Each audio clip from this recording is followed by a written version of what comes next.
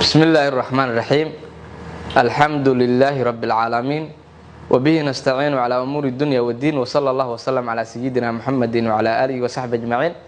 فقال الله تعالى في كتابه العزيز لئن شكرتم لأزيدنكم ولئن كفرتم من عذاب لشديد. waxaan ka warbixinaynaa howlgalladii barakeysanay ee ka kala dhacay gobolooyinka Baay, Shabeellada Hoose, Shabeellada Dhexe, gobolka Hiiraan iyo gobolka Galgaduud. howlgallo barakeysan ayaa waxa fuliyay ciidanka xoogga dalka Soomaaliyeed iyo kuwa deegaanka iskaashanaya. howlgalkaas ayaa wuxuu ka dhacay deegaanada u dhaxeeya Janaale iyo Owdheegle, waxaan lagu burburiyay koox ka tirsan khawaarijta al-Habaab. halkaasna waxa laga sameeyay nadiifin iyo amni sugis. howlgalkaasna waxa hogaaminayay guutada 14 Oktoobar ee ciidanka xoogga dalka Soomaaliyeed.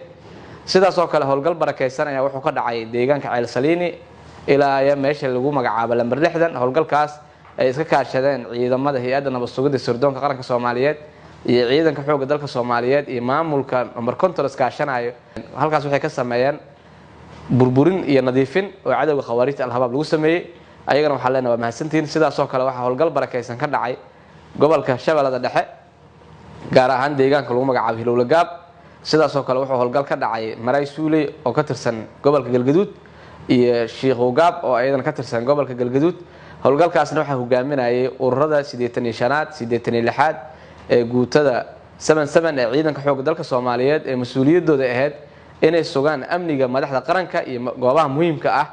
ayaa markii ku guuleysteen amaanka goobaha muhiimka ayay waxay qayb ka noqdeen howlgallada lagu burburinayo cadawga khawaarijta laguna sifeynayo dalkeena hooyo si nabad loogu soo dabaalo dalkeena.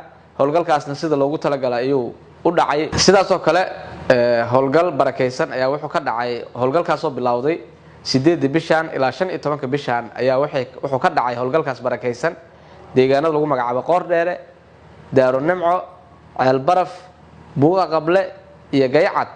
howlgalkaas oo ay fuliyeen ciidamada nabad sugidda sirdoonka qaranka Soomaaliyeed. howlgalkaas oo duqeyn ahay ayuu kaashanaa saaxiibada caalamiga ah ayaa waxa lagu dilay in ka badan 40 kamid ah khawaarijta al-Habaab. sidaas oo kale waxa lagu burburiyay gaadiid dagaal ay wateen cadawga.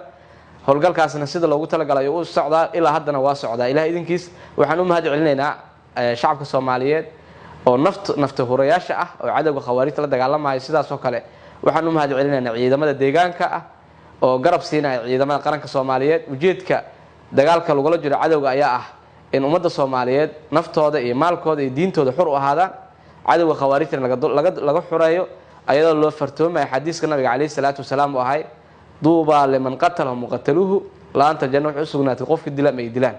dawladda Soomaaliya waxay bogaadinaysaa howlgallada barakeysan ee socda maalmihii ugu dambeeyay, waxayna garab taagan tahay qof kasta oo la dagaashan cadawga khawaarijta al-Habaab, haddii ahaan lahaayeen khawaarijta al-Habaab loo yaqaan iyo haddii ahaan lahaayeen khawaarijta Daacish.